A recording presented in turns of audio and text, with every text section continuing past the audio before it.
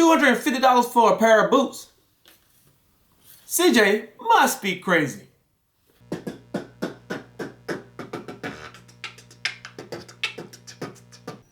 What's going on, my minorities? I'm CJ, the host of the Minority Outdoorsman Show. And this segment we call the Minority Report. So if this is your first time tuning into my channel, the Minority Report is going to be a segment that I explain to you or show you or talk to you about things that I've purchased or plan to purchase or someone's given to me or something I bought just to do a review and take back to the store, okay? So during this segment, it's an opportunity for you to look at some items that might not currently be in your radar, but hopefully you see some value in what I'm doing, and you can save some money for it to purchase it or just go purchase it tomorrow. In the beginning of any of my reports, I will give a disclaimer if I am affiliated or not. And what that means is if you go down in the description and you click on something that I've talked about in the video, if I'm affiliated, every purchase I get a cut, but I'm not there yet, and I will let you know, okay? Just in case I got some haters, don't want to help a brother out. All right. So the very first thing I want to talk to you that you saw in the thumbnail or in the introduction is my new men's mountain trainer mid Gortex boot by Salewa. Yeah, okay. I'm not gonna forget. Yes, that was me beatboxing in the beginning of the show. I was beatboxing because hopefully my cousins will see this and be like, you know what, let's go ahead and hurry up with this. Because I got my cousins. I got two of my cousins helping me out. I got one of them coming up with a beat for me for my transition. And then I got another cousin that's going to make me a logo so that I can wear my own gear. And so I decided to do that so that they can see it and they can feel sympathy for me and might hurry up a little bit. I don't know. I'm not paying, so I can't rush them. Okay. Anyway, back to the boot. So yes, this is the men's mountain trainer Lite mid-top Gortex boot. All right. Now this boot is made for trekking and hiking. And for my minority brethren, if you don't know what that means like people put these boots on to go hike up mountains and stuff and through the woods and stuff just for fun. Okay? So they weigh 700 grams. What that means is that each one of these boots only weigh 1.5 pounds. So they're like lightweight, very lightweight. At the end of a day of long walking or trekking or hiking, you won't even realize they're there. Okay? Now, so why did I go with this shoe? Well, this company, through all the reviews that I read, this company, everything was good about it. Or for the most part, 90-something% of the reviews are all stellar reviews. You're going to have your few people in there because you can't please everybody. I mean, Jesus even made people mad. I don't know. So anyway, I went with this company because they have over 80 years of experience. And the reviews, like I said, their reviews on almost all of their equipment or boots or whatnot was like great. And I was particularly looking for this one. And the reason why I was looking for this one is because the way I hunt down in the lower 48, and we call the lower 48 anything south of Alaska, okay? And if you don't know, if it's your first time to my channel, yes, I'm living in Alaska right now. In the lower 48, most of the time you just wear rubber boots. Got a little bit of insole in them for comfort, because you're not walking too far. Typically what you do is you get off the main road, you probably walk maybe a quarter of a mile at the most, get in your tree stand and you sit all day or night or whatever. And then at the end of your hunt, you just climb back down and you walk back out.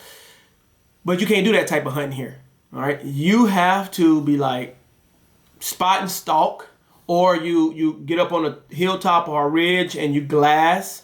And when you find your quarry or your whatever you're trying to hunt, then you got to make a move on it. Got to make a move on it. And so you're going to be doing a lot of walking, what I'm saying. You're going to be doing a lot of walking, and it's going to be hilly terrain. It might not be stable terrain. It is Alaska, so it could be raining any moment. So you're going to be having like slippery conditions and stuff. And so a good pair of boots are invaluable. All right. So some more details about this shoe. Well, the insole is really like soft. Really soft, and the way they're made, it has like a good foam cushioning. Okay, the midsole, and if you don't know, your boot is made of different components. You know, you have your regular sole, you got your midsole, and then you got your actual, your boot. So the midsole is made of thermoplastic polyurethane. I don't know what that means. I just know that it gives the boot a lot of stability and support. The grip on it is made by Vibram. So one thing that this company does is they outsource, and then when they get all the components, they put it together. Okay, so like the sole of the boot is made by Vibram. Now, if you don't know about Vibram know their stuff about boot soles. Like almost all my military boots when I was in, I had Vibram, and I had boots last for years. And if you know anything about the military, we are always on our feet, okay? And so those boots that had the Vibram sole on them was good to go. So when I saw that, I knew that this sole would be good. But another thing I want you to see about the sole, and I'm going to put a picture in the video as well, but on the sole, you can see how aggressive they are. And what I mean by aggressive, look how deep those channels are on those boots. I don't know if you can see that real good, but if you see those treads, some of y'all car tires ain't that good. You know who you are. You slipping and sliding all over the place. You need to get you some tires with some treads like these. But only thing about these treads is that the rubber's not soft. So I would like to see how it handles up in like ice, if you had to walk across ice.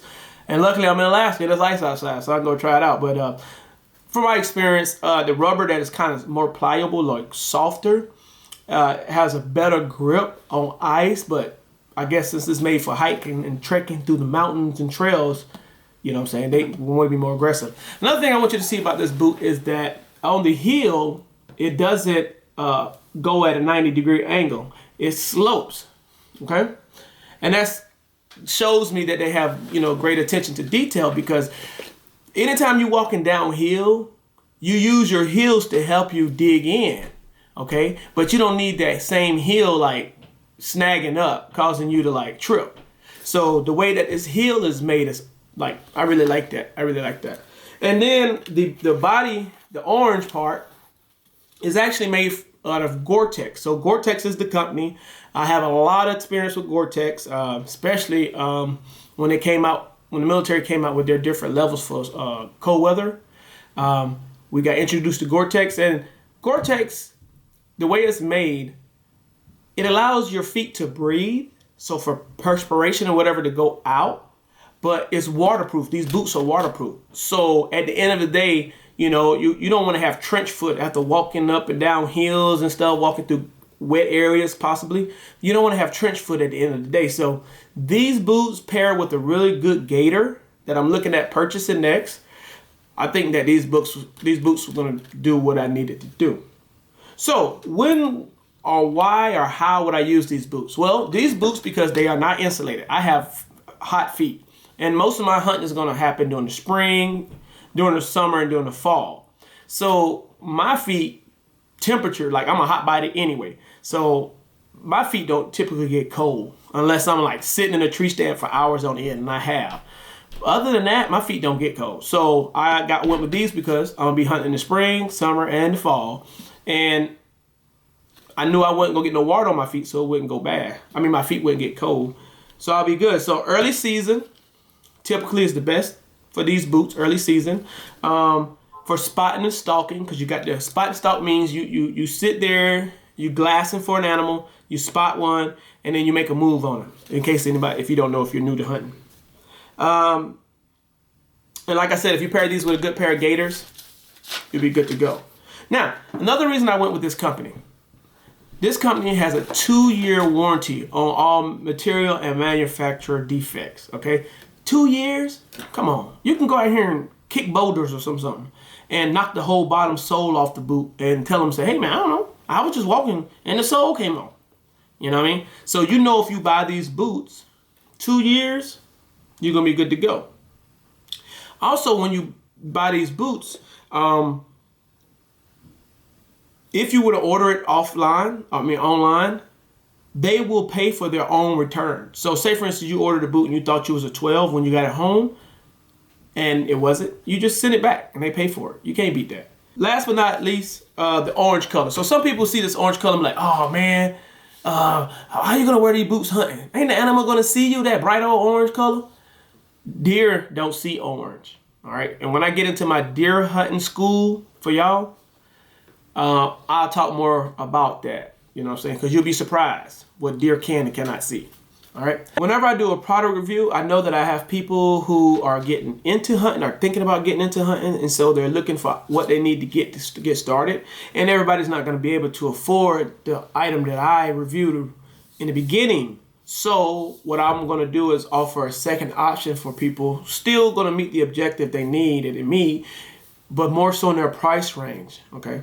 So the item that's up on your screen right now is a outdoor men tactical military boot made by Free Soldier. I think that if you want to use this boot for early season hunting, spotting and stalking, stuff like that, it'd be perfect. Understand that if you walk in water or something, your feet might get wet, so you might want to take into consideration of purchasing something to like treat the material to make it more waterproof.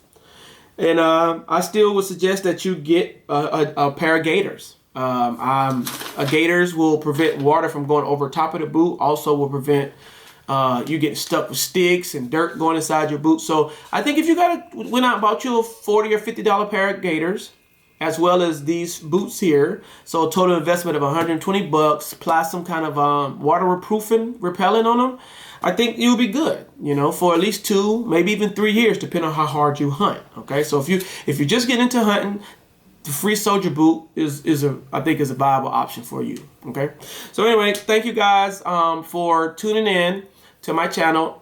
If you haven't subscribed, please subscribe, hit that bell icon. I got a lot of reviews coming. Okay, so I want y'all to be there with me. All right, guys, peace.